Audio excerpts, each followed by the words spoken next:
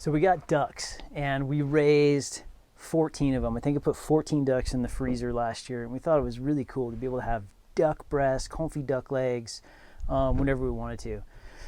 Liver, heart, bone, or duck stock out of the bones. Like, nothing went to waste. We used absolutely every part of the animal. It's really cool. So we've got 4 Muscovies, 1 boy, 3 girls. We're hoping that they make more ducks so we can have duck breast, because pan roasted duck breast is an amazing thing.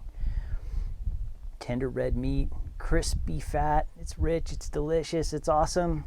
So we're going to go through pan roasting a duck breast.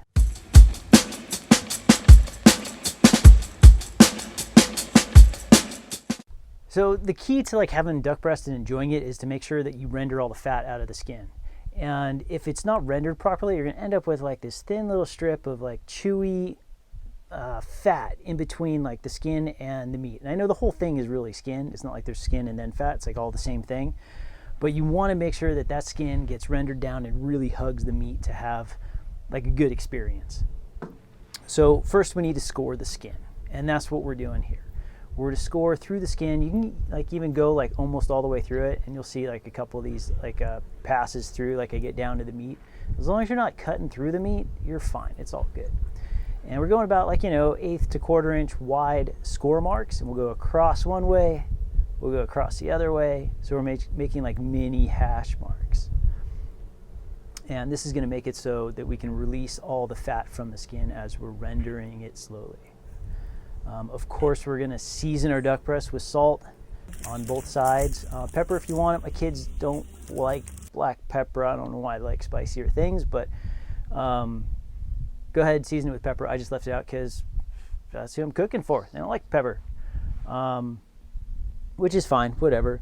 Now I'm going to cook this over charcoal in cast iron because it's less mess in the kitchen, honestly, and it just tastes amazing. I'm totally game to start a fire and go charcoal and hickory to make it extra special. So that's what I did. This will absolutely work on the stovetop, on a burner, in a cast iron pan. Stainless steel will work too. But if you go on a burner, you're gonna go kind of low, medium heat, and you're gonna get your pan hot. So my pan has been getting hot on the fire. And then we're just going duck breast in, skin side down. No fat needed. There's plenty of fat in the skin, and it's gonna render more fat as we go. And you'll see it looks just dry and they're flat, but it's gonna change a lot as we go here. So we're gonna let it go, start rendering some fat, and as it starts to cook, it'll start to tighten up, like it'll shrink as it starts cooking, and it'll get kind of round and bulbous. And as it does that, all those amazing score marks that you made are essentially sealing and cooking themselves back together. And you want to take your tongs and you want to bend the duck breast kind of upward, like I'm doing here in the pan. And this is going to help break open those score marks so that we can keep rendering the skin, which is the whole point here, because we want to have tender, crispy skin, not chewy. So maybe every couple minutes, bend it, break open those score marks so they can keep releasing fat. And you'll start seeing that there's a lot of fat in the pan. We're going to keep it all, and because it's going to help to fry the skin and render more fat out of the skin. So don't discard the fat. Don't worry about it. It's all good. As far as cooking heat goes, we want the skin to be sizzling. We don't want it to be like smoking and burning and too hot. We want to have time to get color and rendering happening at the same time. So you're going to have to kind of use common sense here. If it looks like it's just sitting in the fat and nothing's happening, it's not hot enough. If it is smoking, it's way too hot. And then, I'll turn them like 180 and then bend them again, kind of move them around a little bit. I mean, I don't want to move them all the time, but, every couple minutes or so, see what they're up to, bend them, crack that skin back open. And once they get like kind of like, we're going to cook them pretty much all the way skin side down. And we'll get to a point where, you can start to see like the meat close to the skin is starting to look cooked. At that point, we're gonna, and it's nice and round and kind of swollen up and, they've shrunken.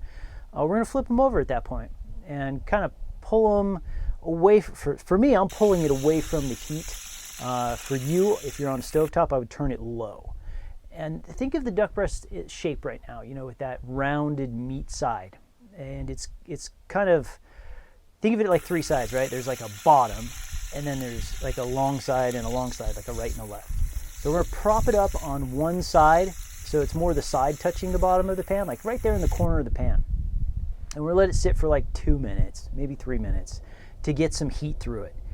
And I've pulled my pan away from the heat. You've turned it down to low on the stove. So I give it 2 minutes on this side, and then I'm gonna turn it over to the other side and give it like a couple minutes there. And then I'll put it flat, like on the bottom side, and give it a couple minutes there. And after that, after we've had like kind of 2 or 3 minutes on each of those three sides, I'm gonna pull it off and go on a plate to rest the rest of the way, maybe 10 more minutes before we slice into it. We want it to cool off enough that we can slice into it without it steaming and bleeding out all of its juices. So 10 to 15 minutes, depending on the size of them. Like mine were pretty big. I rested them probably longer than 10 minutes, probably more like 15 minutes. Because you can ruin a piece of meat by cutting it while it's still too hot, right?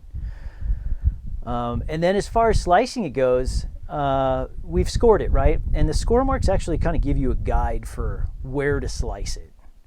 And if you'll have an easier time cutting through the skin if you kind of follow some of those score marks. And you just want to go across the breast, those kind of 1/4 inch type of slices.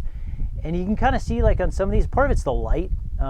They look a little bit gray towards the skin. I'll take that over unrendered skin, because I know it's not going to be chewy if it's just a little bit of that like kind of gray or medium wellish look right under the skin.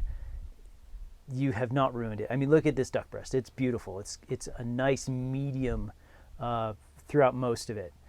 And if you try and cook it more in that medium rare to rare temperature, you're risking to have a little bit more of a chewy end result. It's just the nature of the meat.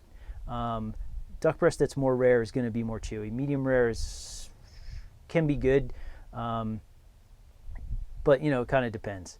I prefer it medium. It just eats better that way. And what do you want to serve it with?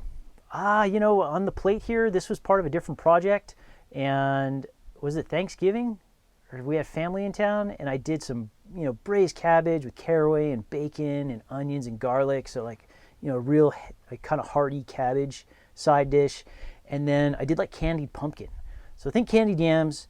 I went roasted pumpkin. What did I use? Kabocha? Yeah, I used kabocha and, marshmallows and brown sugar and pecans and all that kind of jazz. Because, you got the salty, kind of hearty, wintry cabbage, and then like the sweet from the pumpkin. And that's kind of a nice balance for duck breast. Duck breast works really well when you incorporate something with a little bit of sweet with it, or sweet and sour. But it's a really simple way of cooking duck breast. If you can get your hands on duck breast, awesome. And try and find the biggest ones you can. Like if you go to the market and they have like usually Mary's duck breast, get the heaviest pack you can find. So hopefully there's some legitimate sized duck breasts in there, and not just some wimpy little things that you confuse for pheasant. So that's it. So real simple process. Nothing fancy happening here. Render out that fat. And if you want to save that fat for other cooking applications, roasted potatoes are ridiculous in duck fat, and even like scrambled eggs in duck fat.